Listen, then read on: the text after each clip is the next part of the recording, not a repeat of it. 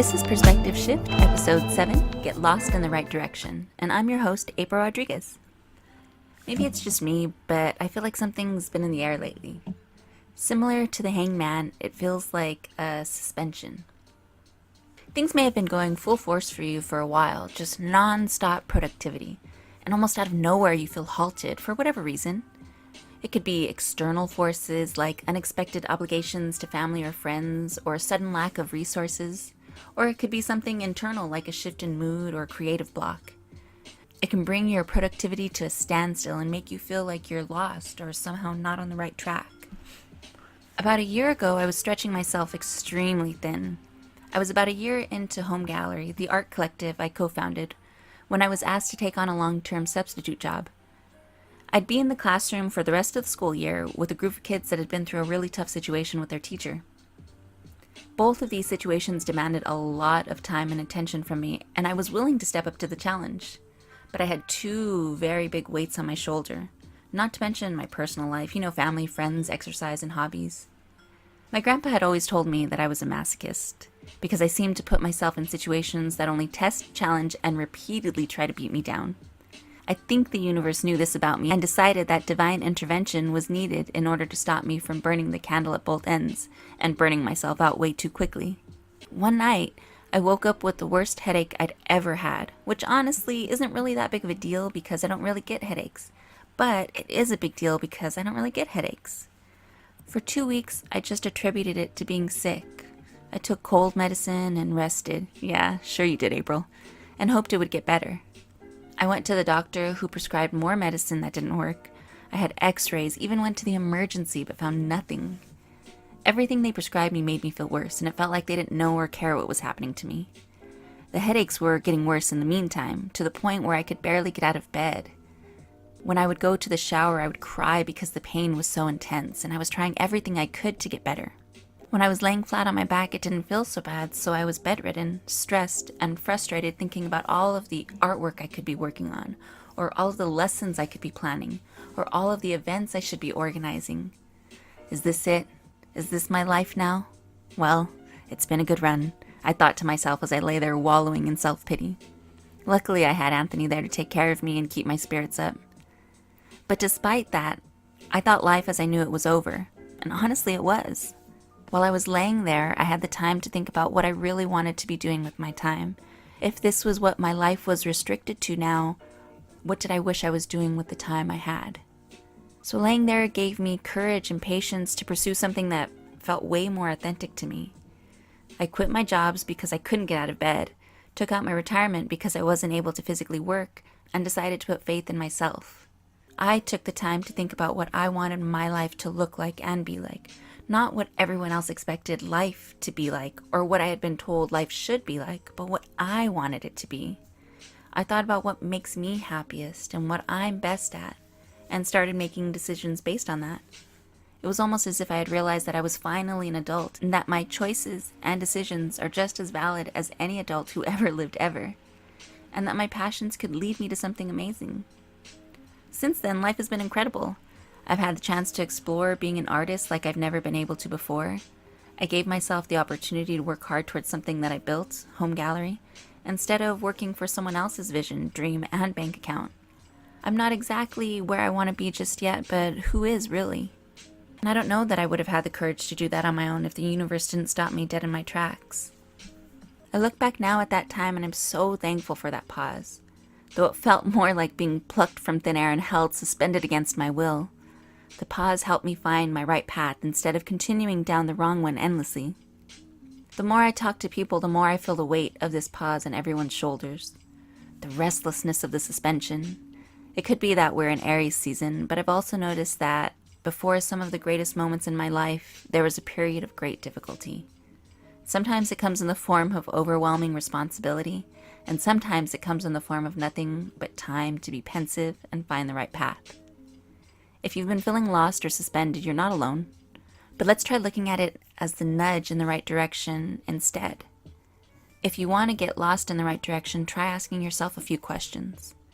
What do I want my life to look like? What steps can I take to shift my life to the vision I see? What do I love doing? What makes me happiest? How can I incorporate this? How can I incorporate this into my everyday life? And when you take the time to answer those questions truthfully, you'll find where your right path is, and you'll no longer feel lost, or at least you'll feel lost in the right direction. So this week in astrology, there's only one real major astrological transit happening, which is a relief after all the movement that's been going on the past couple of weeks. And that is Jupiter will be going retrograde in Sagittarius on Wednesday, April 10th. Though we're not quite out of Mercury retrograde's shadow, we're about to enter a retrograde in Jupiter. I don't know about you all, but I hate all of the negativity and scaremongering that builds up around any retrograde. Retrogrades are a time when a planet appears to be going backward from our point of view or from our perspective, but what's really happening is that the Earth is revolving around the Sun at a different pace than the other planets. So it seems that it's going backwards, but in reality, the Earth is just rotating quicker than the other planet, or at a different speed, so it looks like the planet might have jumped backwards. During this time, it seems as though the planet and its effects are dormant. Retrogrades aren't supposed to be scary or wreak havoc. If the planet's effects are dormant, then it's just not the best time for action in this area. But it is good for reflecting back on what you've learned so far. When I was in the classroom, review was essential to cement new ideas into students' minds.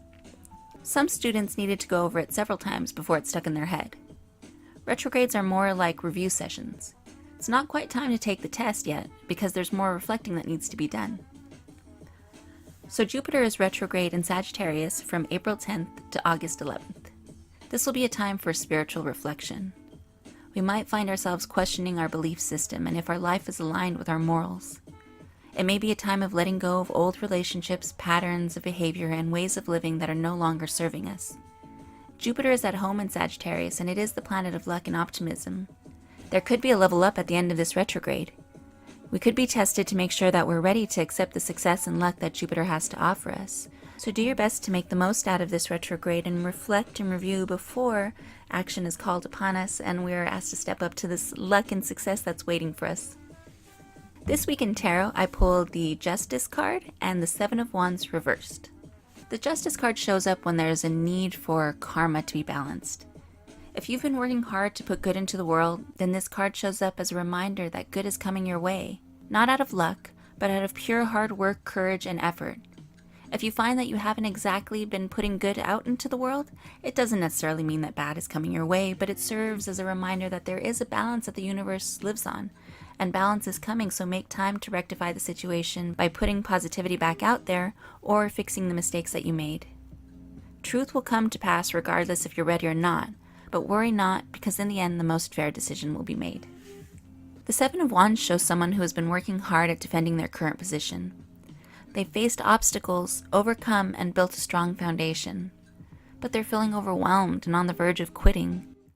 The thing is, they're too close to the picture and too caught up in the obstacles that they can't see the bigger picture. They're ready to throw away all their hard work, but this card is a reminder that you shouldn't throw away something you believe in so strongly and something you've put blood, sweat, and tears into. When I see these two cards together, I see someone who has worked hard to build the foundation of their life and dreams and have done a fantastic job doing so, but just like with anything else, there comes a point when you've been defending and fighting for what you believe in so much that you start to get burnout from all the challenges and obstacles you've been facing. There's nothing wrong with this. It happens all the time in lots of situations.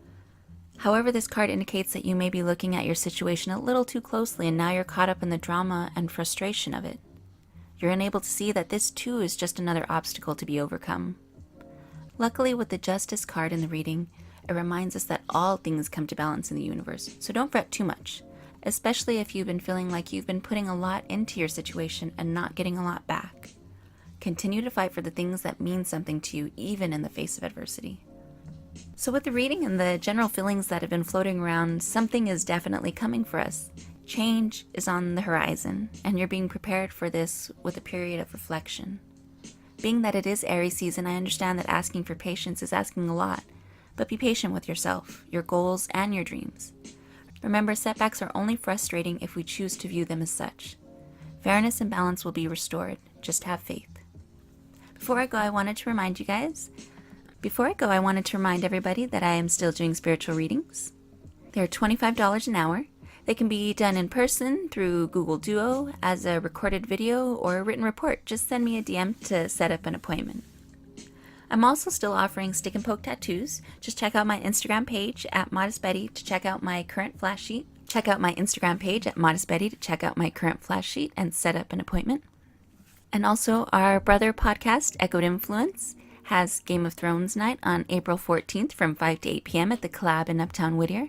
The tickets are $15 and they include a Game of Thrones style feast and White Walker drink. And there will be trivia and episode discussion afterwards. Also later that week, there will be game night on April 19th from 6 to 9 p.m. at the Collab in Uptown Whittier as well. The tickets are $10 and pre-sale tickets come with pizza, snack, and a drink. And there will be Super Smash Bros. Ultimate tournaments, Mortal Kombat X tournaments, and Injustice tournaments. There will also be free play board and video games.